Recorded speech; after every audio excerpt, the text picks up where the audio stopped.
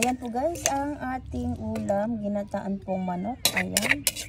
Nilagyan po siya natin ng gata guys.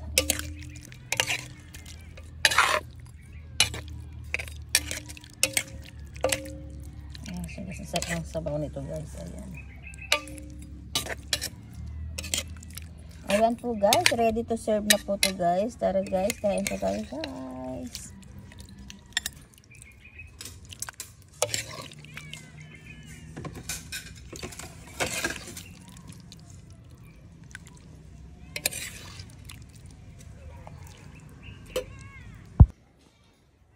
Ayan po guys, ang ating lunch. Ayan po guys, ginataang manok po guys, na naglagay tayo ng sili na pula.